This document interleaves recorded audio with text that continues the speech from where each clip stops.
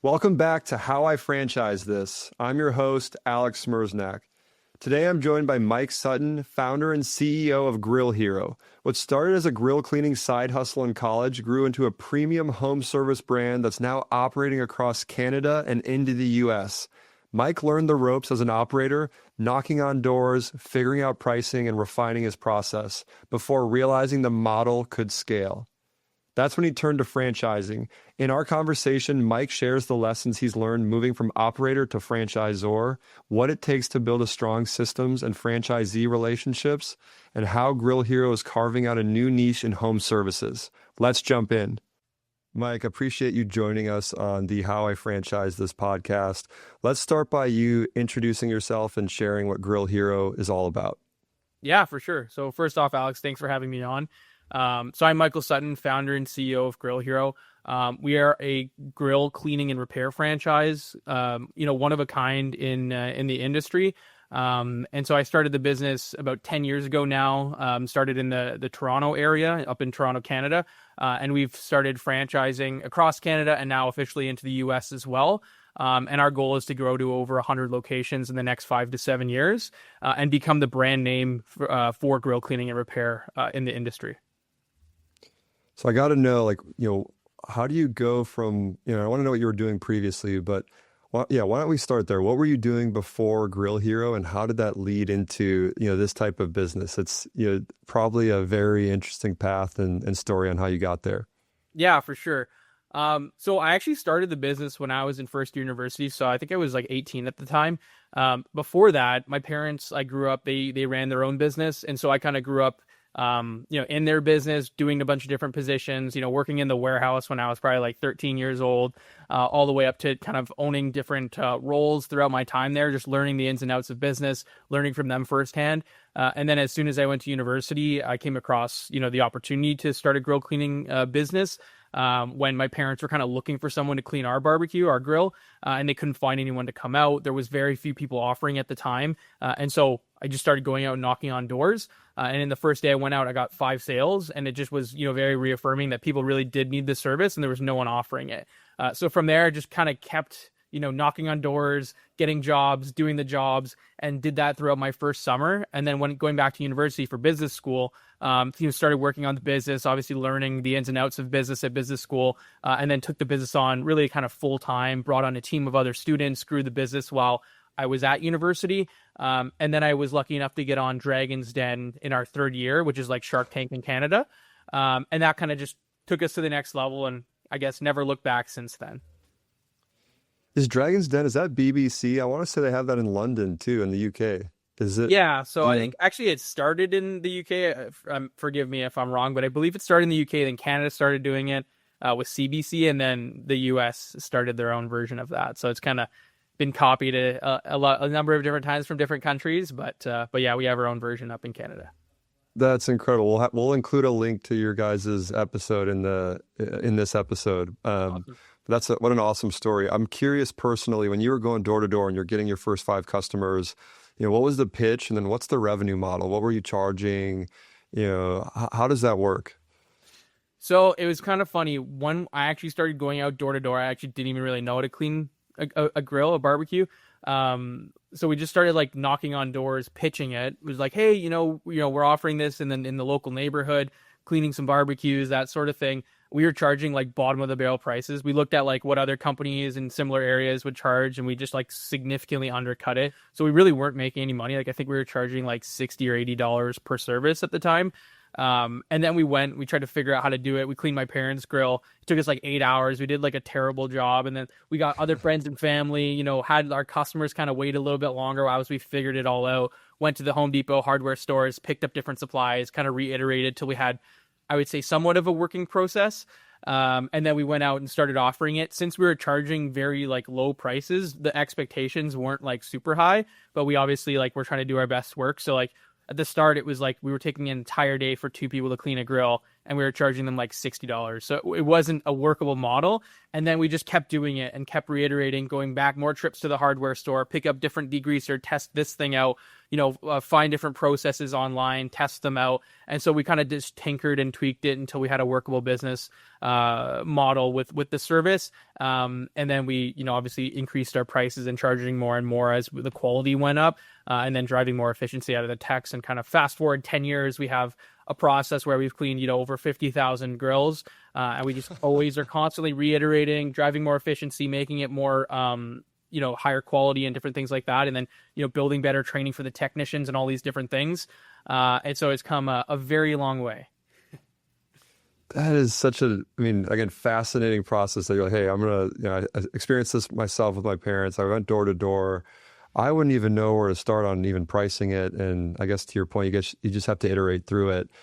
What does it look like now? Like, what is the typical price point? How long does it take, someone on the team to clean a grill? And are these like really nasty, like after a family reunion type of cleaning? Or is this like, I just had, my family, dinner and we use it to make burgers, and like I would have you come on a weekly basis? Or what does that look like from the customer's perspective? Yeah. So from a cost standpoint, like we charge anywhere from like $250 to $500 depending on the grill. So it is kind of like premium higher end. So we're really focused on grills, I would say, that are at least like $1,000 or more in price. And often people will hire us out like every 6 months or every like once per year is kind of pretty common as well. And then it's, I would say oftentimes around times when they're going to be hosting things. So if they're going to host family, friends over, they want to get it clean before. And so one of the things I would say our service enables and how we really like to position it is we're kind of like the party enhancers. We get to show up before the party, make sure everything's working properly so that the person who hires us can really be the grill hero that day that they're having their friends and family over. They're flipping burgers. They're not going to have, a burner not working properly, hot spots on the grill, the igniter doesn't work, a big flare up or grease fire that's going to burn the food and make them frankly look bad in front of all the friends and family. Like they want to be, cooking the meat to the right temperature, medium rare, like all that stuff. And that's really what our service enables. So we do see that a lot of people hire us like right before a big event, or just seasonally if they're in like a colder climate, coming out like, out of the winter into the spring, they're hire us, or putting it away for the winter, or if they grill all season long, like avid grillers will hire us, 2-3 times per year. And have you thought about doing like a lower cost, like not maintenance, but like maintenance cleaning, basically? Like, hey, we'll come once a month or twice a month, and it's $40 a month, and we do kind of like light touch-ups and light cleanings throughout the year? Or have you found it's better to do like the big kind of bulkier, event-driven type of jobs? Yeah, we do offer kind of like inspections. So like if there's a problem, we can go out there's like a cheaper cost for that, where it's like, hey, we got to diagnose a problem, get a repair done, that sort of thing. But for the cleaning, like we've tested it out. We've really found like people expect the barbecue, like the grill, to be perfectly clean, whether you charge, like a, basic clean price or a full clean price. The expectations are still that the grill is spotless. So it's really hard. It was really hard for us to have like a sliding scale model where it's like, hey, it's kind of clean and we charge you less. It doesn't work super well. So like we really position ourselves as like the premium service. So like you call us out, we're going to give you like the best possible experience you can have. And so, yeah, right now the model is just sticking with that higher pricing model, giving the full service each time. No, that makes sense. I guess going back to the origin story a bit. So, you start doing this locally, like most entrepreneurs do, you had a problem, you saw a need. What was the turning point when you realized this could be more than a seasonal, or local business? Yeah. I think it was kind of around like our second year. So when I went back to business school, I was lucky enough to go through like a incubator program. So at the university, they were offering, young entrepreneurs wanting to start a business or grow their business. They would give you some funding, some mentorship, that sort of thing. So we're lucky enough to get into that program in our second year. And through that, I engaged with a lot of different other entrepreneurs, other students running businesses, got mentorship, got some funding. And through that process, really just, I guess, learned a lot, developed a lot, and like kind of turned the business into like me knocking on doors, doing services, to like actually hiring a team and techs and all these different things.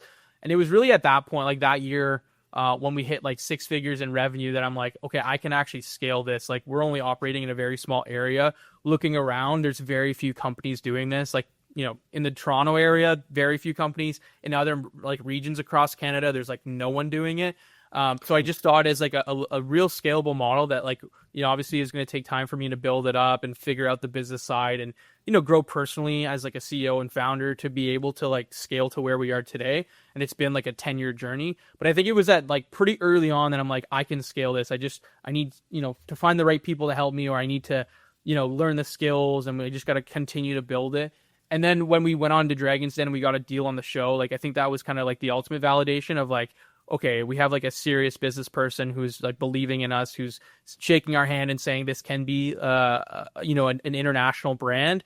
And that's, I guess, when it really hit us and really hit me like, we can do this kind of thing. That's incredible.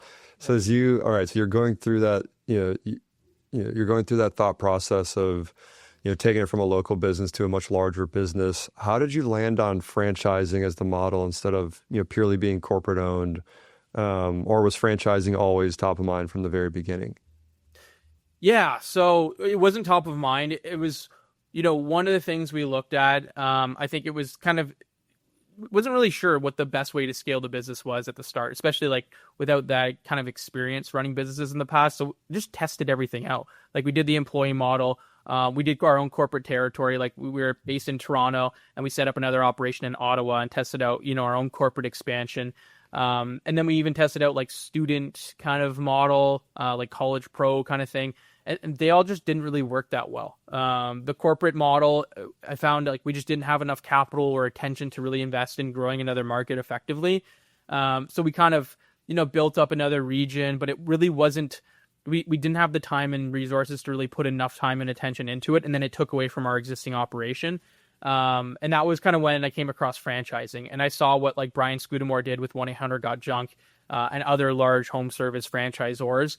And it just kind of clicked to me that that model makes the most sense, because you bring in an operator who's going to bring in resources, going to, dedicate their full time to growing a specific location. That's always going to do a lot better than, me at corporate trying to run like a spider web of different areas, stretching resources too thin, and just like kind of managing it that way. So, the first thing I did was I reached out to a bunch of people in franchising on LinkedIn, people that I had like, no intro to. I just started connecting to people, and it was actually crazy how many people gave me like the time of day. Like never met them, reached out to them on LinkedIn. They're in franchising. I tell them I want to learn more about franchising. They gave me tons of time, setting up calls, just giving me their expertise and walking me through like, what's hard about franchising, what's good about franchising. And it was just like diving into a bunch of franchising books and learning as much as I possibly can. And then we hired on like a franchise advisor who had built franchise businesses in the past. We actually hired on a couple of them to just like teach us how to set up the playbooks properly, how to get our operations manual. Obviously, we hired a legal team and got our FDD and our franchise agreement all set up.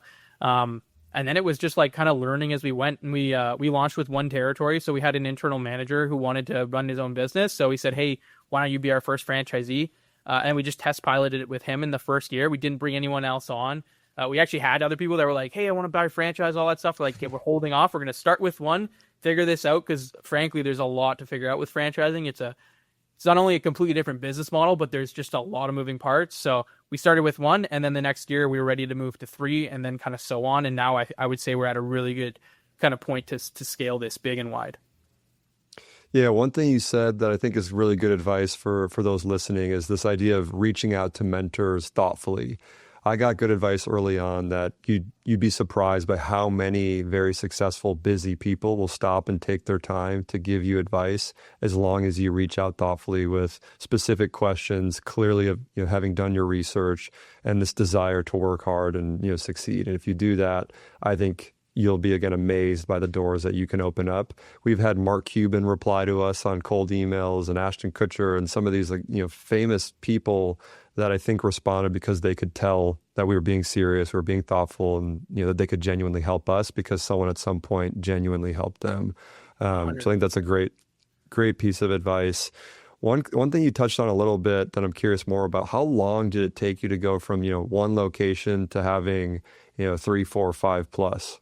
Yeah, for sure. And just quickly on that last point, it was really cool. Like 2 weeks ago, I had 2 people actually reach out to me asking me to tell them about franchising. And then I gave them the time and told them everything I've learned. And so it was like a really cool moment for me, kind of the full circle.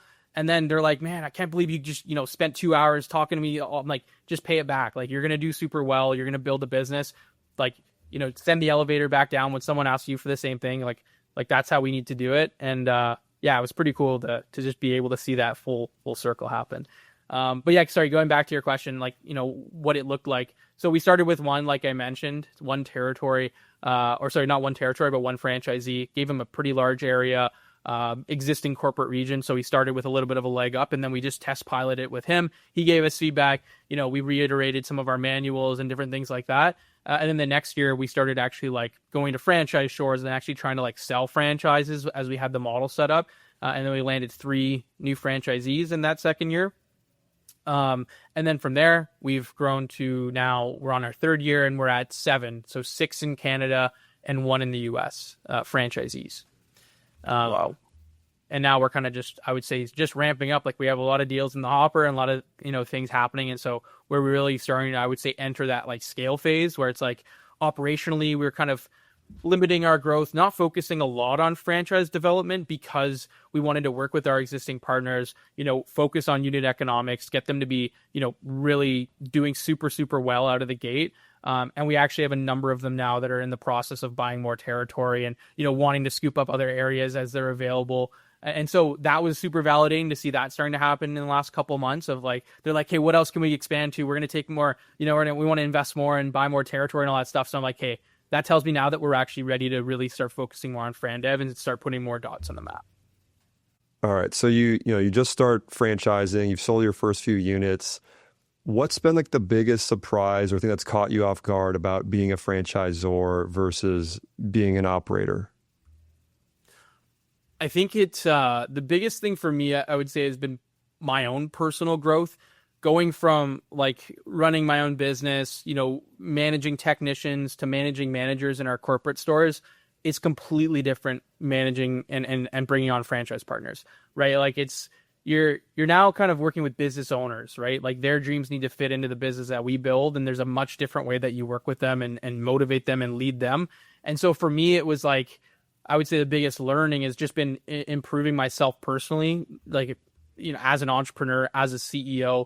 So I've been, getting involved in business groups. Like I'm a part of entrepreneur organization and just like getting a lot of different mentors who are, I would say, 5 or 6 steps ahead of me to continue my own journey of learning and development so I can really show up well for my franchise partners and be the leader that I need to be for the organization. I would say that's been the biggest thing.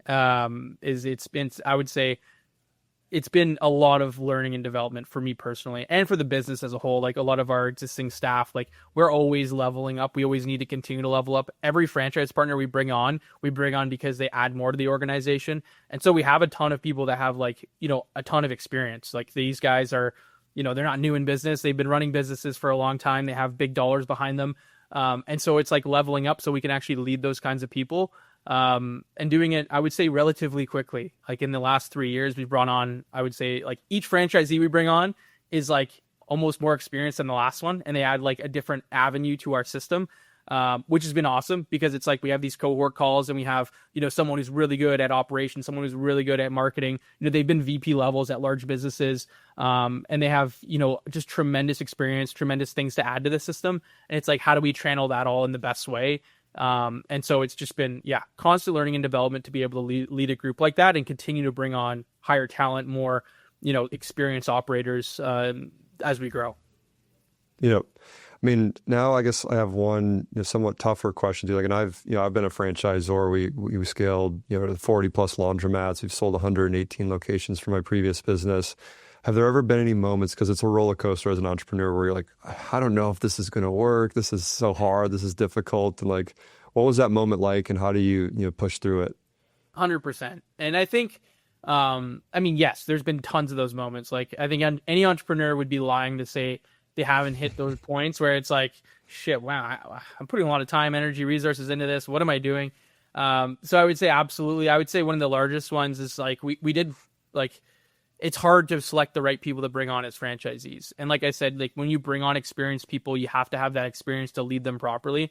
And so in the past, I would say year, we've gone through, just like I said, that development journey. And so one of the things I did in the past 7 months is I actually brought on a very experienced COO. to be my kind of right hand, my second in command. He's, has 30 plus years of business experience. He's launched like large businesses, worked in, mega corporations, and then also helped a lot of smaller companies. And he's an EOS implementer. And so in the last 7 months, we've implemented EOS. We've brought him in, and he's really become like my operational backbone.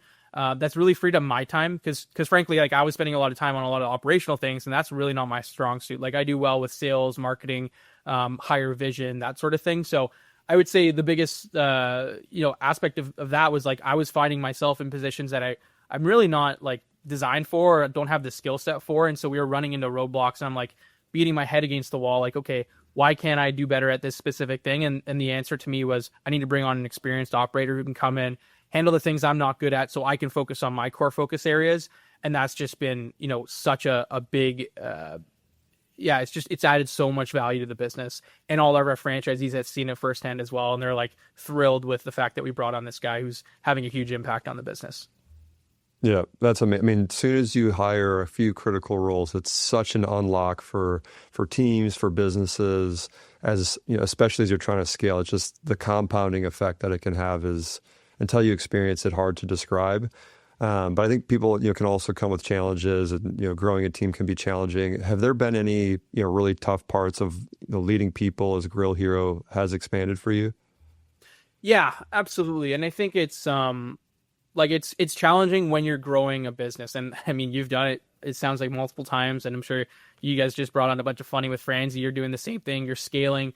So like scaling any business, I think is challenging because to get to this level, to that level, you need these people. And then to go from here to there, it's really hard to have those same people go up that level. And so I would say the biggest challenge is just like really knowing, okay, when you have certain people that can continue to grow and continue to kind of move up and scale with the business, and then certain people that, like, frankly, they can't. And you have to kind of recognize that and say, you know what, thank you so much for the time we had together. Like, you guys got us to where we are now, but we won't be able to get to that next level with those people. So we have to constantly be like training and developing our current staff, but then also realizing if we do have limitations on the team, we have to make, changes to bring on more experienced people in the experienced roles. I think that's been the biggest thing for me in the franchise system, because it's not just my business now, it's all the other operators, it's all the other franchisees. So before it was like, I would say I had maybe more patience for it. I'm like, oh, maybe they can get there and we could just spend more time training, developing all these things. And I've had to really just like be quicker with it, because I'm like, it's not just hurting me, it's actually hurting other franchise partners. So if we don't have a strong person in any specific role, it's going to hurt, the entire organization. And frankly, just, we can't allow that to happen, right, as we scale. So yeah, that's been the biggest thing for me. Yeah. What, I guess on the flip side of that, have there been any key decisions or changes in strategy that help things really click and drive momentum for you guys? Sounds like that hiring of the COO could be one of them, but are there any other examples like that like were just huge unlocks that, really push momentum? So I think the CO definitely was a big one. I think the other one is just being super selective on who we bring on.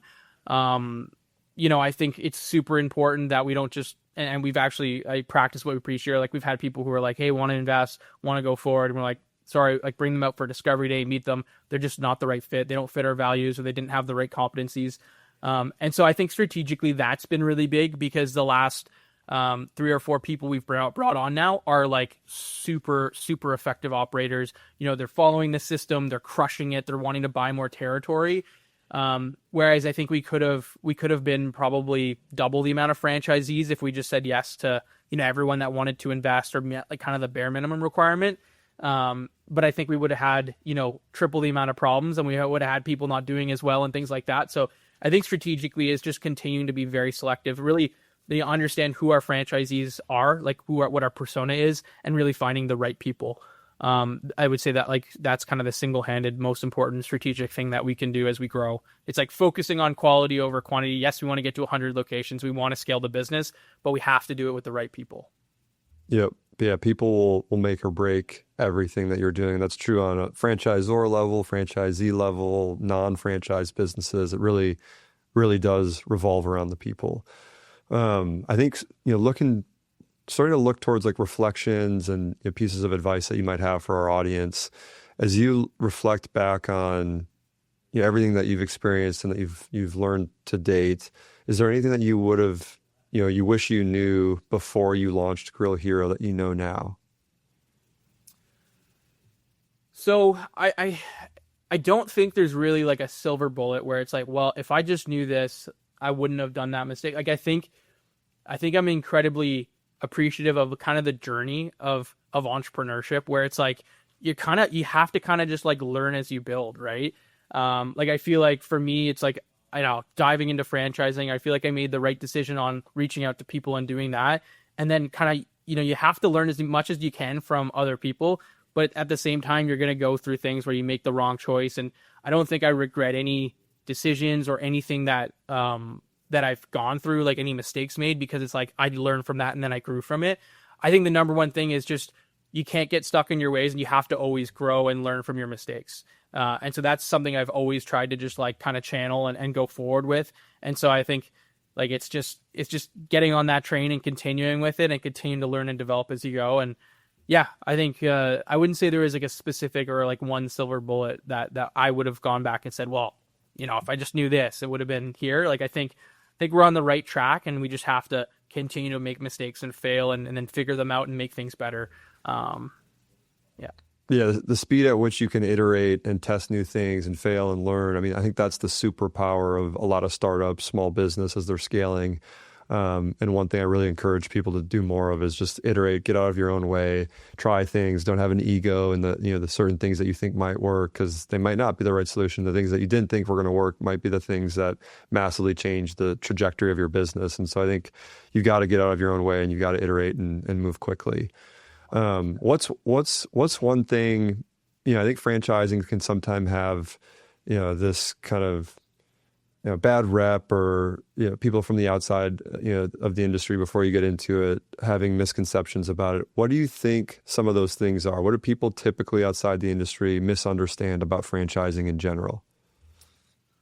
I mean, having been on a lot of franchise development calls, I'm sure you have been too. Like, I think one of the biggest things in franchising or like a misalignment is people think it's like passive income. Like if anyone comes in and says, oh yeah, I want to keep my job. I want to spend, 10 hours a week and I'm going to buy in and you guys are going to run it all. That's not franchising. It's like, I think some systems, and I'm not going to like, I never speak bad on the industry, but I think some people maybe don't push back hard enough on people's expectations. And so that can lead to some of that. But I think it's important as franchisors that we're very transparent and everyone is transparent. Like that kind of dream of passive income in franchising or in really any business doesn't really exist. Yes, you can, you have to come in, you have to start, you have to work as hard as possible to grow it to X%, or, grow it to that level, bring on a team, and then you can, work into a situation where you're more hands off. But we've tried to be as transparent with people as possible on that front. But we still get it. I would say like it's almost the number one thing that we get. That's like just a big misconception of someone coming in. They're like, yeah, I want to keep my job, continue to make, a couple $100,000 a year at the position I'm in, and then run this business on the side. And I just think that's a recipe for disaster in most, if not all, franchise systems. Yep, I completely agree. So I think for people or individuals listening that want to be entrepreneurs, that want to be business owners, that are exploring franchising, what should they look for in a brand? Any tips or tricks or pieces of advice for those exploring franchise ownership and how they should look at various brands? Yeah, I think it's interesting, and like transparently, I think it's about finding the brand that's right for you. So if you love grilling, you're excited about a new opportunity, you're a bit like more higher risk tolerance, and you also want the opportunity to expand to other areas and have that open scale. I think Grill Hero is perfect for you, right? Because it's like, yes, we're an emerging franchisor. We have one location in the U.S. You are going to be like a pioneer in coming in. And then you're going to have the opportunity to scale to more and more area. Like that's kind of the benefit you get with an emerging brand. It's probably going to be like a lower buy-in. You're going to have, more kind of say with the ownership team. You're going to be like more of like a founding franchisee, but then it's kind of like the world's your oyster once you nail the systems, because you're going to be able to buy up more key territory that isn't already, taken from someone else. And that's what our current franchisees are doing. They're like, we want like this territory, that territory. Like they're trying to buy it all up before we bring more people in. And it's great because there is still a lot available. Whereas kind of going back to your other question, like some people, that's not right for them. Like if they want something that's like very stable, very safe, they have the cash to invest, like maybe more traditional home service business that's been around for 30 years, where it's like, they're happy with one area, the one that is available that they can take, or they want to buy a resale and start at, X, like that's fine too. It's just, I think it's understanding the prospect and what their needs are and like where they're at in their life and their business, and, how many resources they have and what they're looking for. Like if they want something more stable and something that's like very proven out, like probably want to go with something that has 30 years experience and, a bunch of information to show you that like this is the return and all that stuff. But if you're, higher risk tolerance, you want to get into something fun, exciting, and have the ability to really scale and grow with the business, it's like, look at some of these emerging opportunities.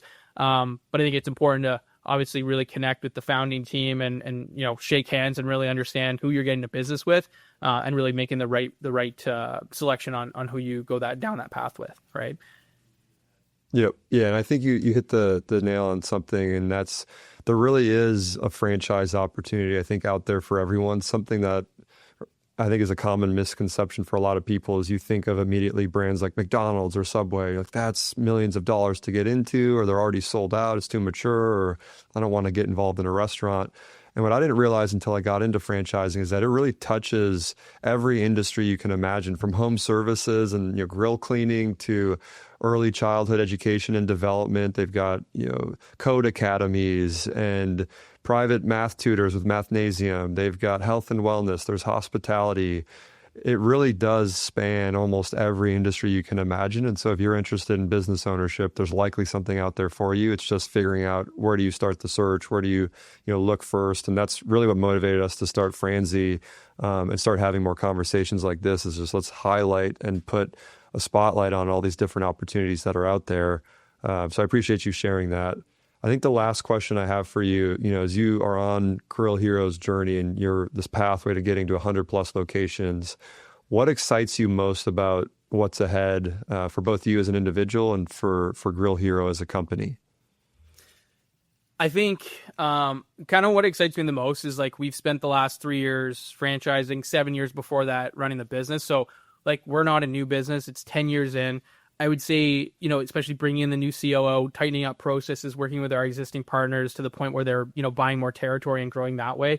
It's like we're at I would say a really strong inflection point to start scaling. And so what excites me most is like actually starting to see that growth in franchise development, focusing on that more, making that a bigger part of what we focus on as a business, and starting to kind of bring on more franchisees that inspire them to start their own business. For me, like getting into franchising, like we talked about, like it's a great business model, all these great things about it. But I guess from like a personal side, it's really inspiring, and like it really drives me forward when I can help someone else who's always wanted to start a business, never had the right idea, start a business and actually be successful with it. Like that's kind of what, gets me out of bed in the morning and gets me working the 80 hours a week that I do, is because I'm super passionate about helping other people start businesses, because, I was able to do it. It changed my life. And now I want to, inspire as many people as I possibly can. They have to obviously be the right people with the right values and all these different things to come into the organization. But the people that we bring in, like I want them to be super successful, and be able to kind of live their dream as an entrepreneur. So that's what I'm most excited about, is like I've already seen how we've done it with a handful of people with our 7 franchisees, and I can't wait to do it for 93 more. Yeah. That's amazing. I'm excited to see your guys' journey, see you guys start to expand and take over the U.S. If people want to follow along and see your personal journey, or again Grill Hero's journey, where can they find you guys? Where can they connect with you? Yeah, so Grill Hero on Instagram, Grill Hero Inc. I guess we could throw some links in the description too, or connect with me on LinkedIn. I'm pretty active on there and I post regularly. So Michael Sutton on LinkedIn would be kind of the 2 best platforms. And yeah. Appreciate your time today, Alex. It's been great. Yeah, no, likewise, Michael. It's been awesome hearing your story all the way back from when you saw an issue at your parents' place to now franchising and building a national brand. Thanks for taking the time, for sharing your story, and best of luck to you as you start to build out a national brand. Absolutely. Thank you. Appreciate it.